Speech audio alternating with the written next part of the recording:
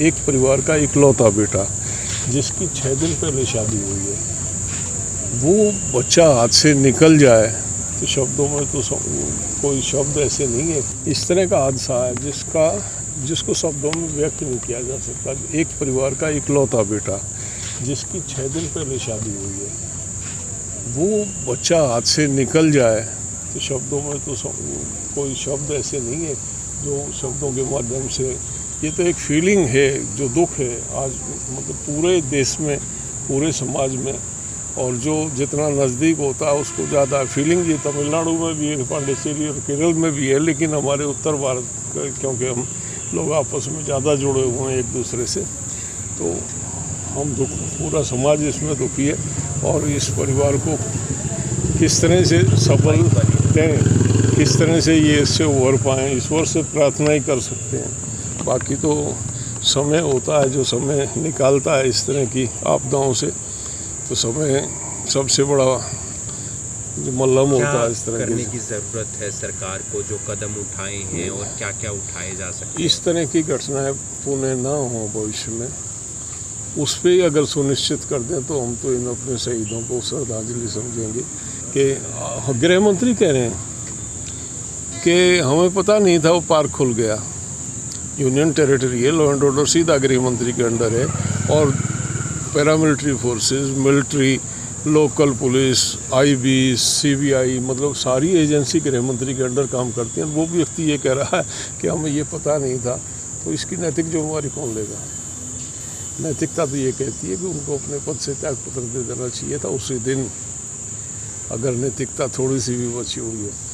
और नहीं है, वो इस बात को नहीं ले रहे नैतिकता में, तो इतना तो कम से कम कर देंगे, आगे से सुनिश्चित कर दें। एक जो टेरर है, एक भय है लोगों के दिमाग में कश्मीर के नाम से, कश्मीर की तरफ आज जाते हुए आदमी सोचेगा, ऐसा माहौल बन गया। अमरनाथ यात्रा की भी शुरुआत होने वाली है। हाँ, मतलब प्रोसेस चलता रहता है। यात्राएं, धार्मिक यात्राएं भी हैं, कुछ दूसरे लोगों से, मसलों से भी, काम धंधे भी हैं लोगों के। कश्मीर देश का एक हिस्सा है, लोग अपने काम धंधे के लिए भी जाते हैं, तो जनजीवन पे वहाँ तो असर पड़ेगा ही पड़ेगा। दूसरे जो भाई अपना व्यापार व्यवसाय करते हैं उन पर भी असर पड़ेगा इस बात का।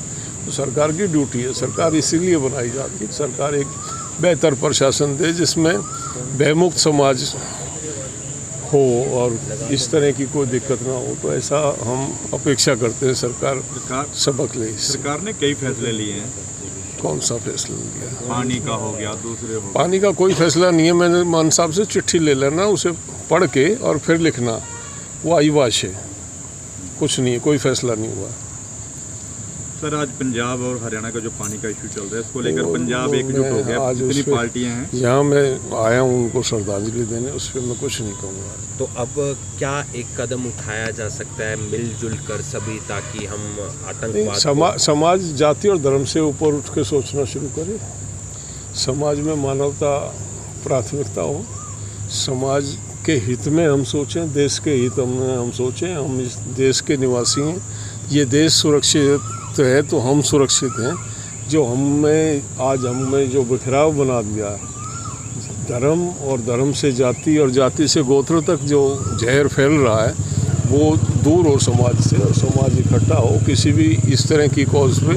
एक दीवार की तरह से समाज खड़ा होना शुरू करेगा, तब इस तरह की घटनाएं रुकेंगी, इस तरह की सोच बदलेगी। नरेश जी का एक बयान काफ़ी चर्चा में रहा, मैंने अपना दे ही दिया ना। नरेश जी तो एक किसान है, वो पूरा उनका छम आया नहीं मीडिया में।